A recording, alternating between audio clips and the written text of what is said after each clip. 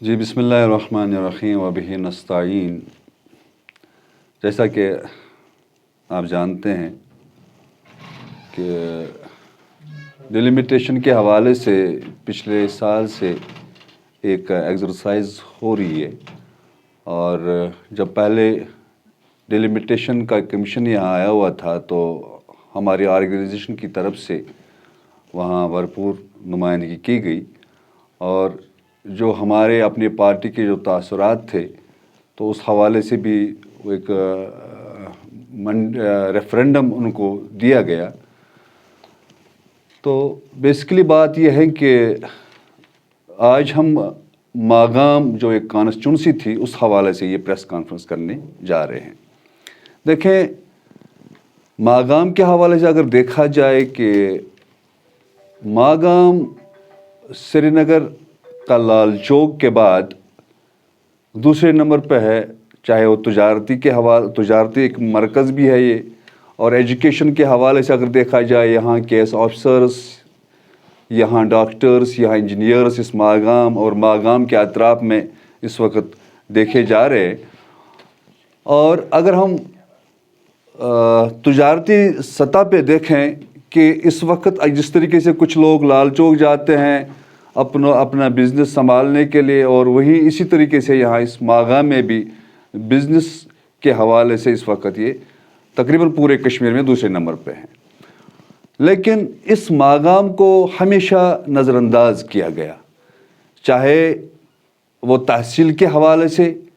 تحصیل یہ اس وقت بنا کہ ماگام کہ جس وقت ہر 3 کلومیٹر کے بعد تحصیل ملا ہے تو اس وقت اس ماگام کو بھی وہ حیثیت ملی ہے، جبکہ اس ماگام کا حق یہ تھا کہ 20 سال پہلے یہ تحصیل ہونا چاہیے.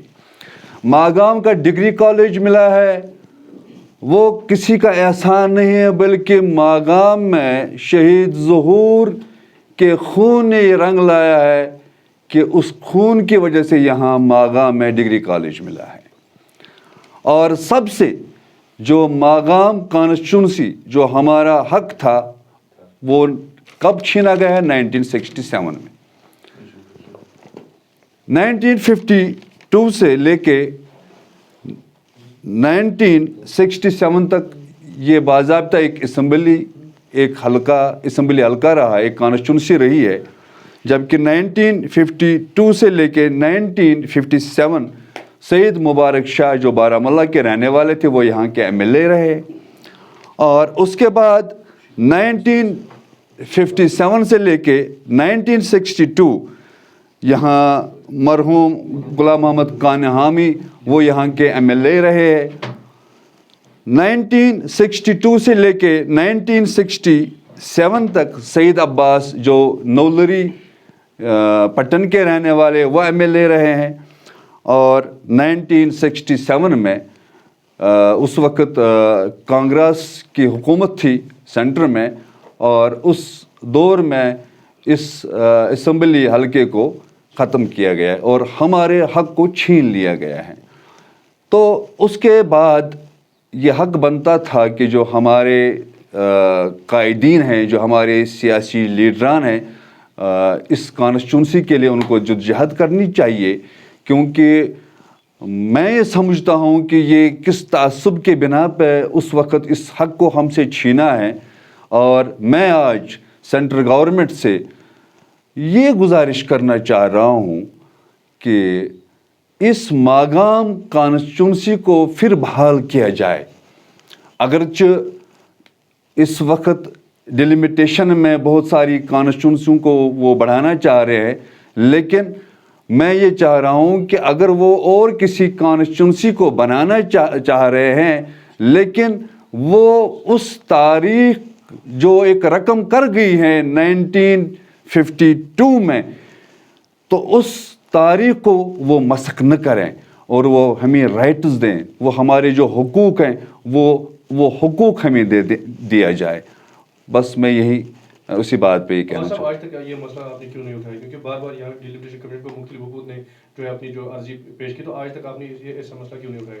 دیکھیں، ہم نے جب یہاں ڈیلیمیٹیشن جو یہاں کمیشن آیا ہوا تھا، جتنے بھی ہمارے یہاں بیٹھے ہوئے تھے، تو یہ سارے یہ ذمہ دار ہمارے جے کے پیپل جسٹس فرنٹ کے جو ہے یہ وہاں گئے ہوئے تھے، تو انہوں نے اپنا جو میمورینڈم جو تھا ان کی خدمت میں پیش کیا ہے. اور حال ہی 2 دن پہلے میرے کچھ اعلیٰ عہدیداروں کے ساتھ باہر ایک میٹنگ تھی، تو وہاں بھی میں نے ماگام کی بات کی اور ماگام کانسٹیٹیونسی کی بات کی، اپنی کمیونٹی کی جو ہمارے حقوق ہے اس کی بات کی. کیونکہ میں آپ کو یہ بتانا چاہ رہا ہوں کہ ہندوستان کے آئین میں کہ جو بھی کاسٹ کا بھی کوئی آدمی ہو اس کے اپنے رائٹس ہیں.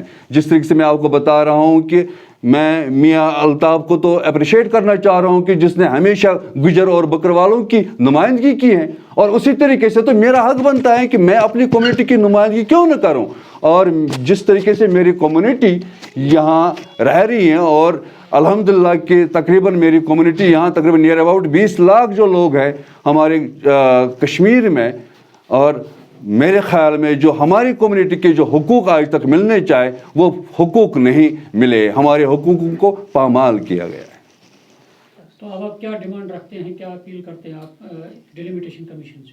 ڈیلیمیٹیشن کمیشن سے میں یہی اپیل کرنا چاہ رہا ہوں، جس طریقے سے ماگام کانسٹیٹیونسی 1952 سے لے کے 1967 تک ایک اسمبلی حلقہ جو رہا ہے، اور وہ پھر بحال کیا جائے اور ماگام کو بحیثیت ایک اسمبلی حلقہ قرار دیا جائے.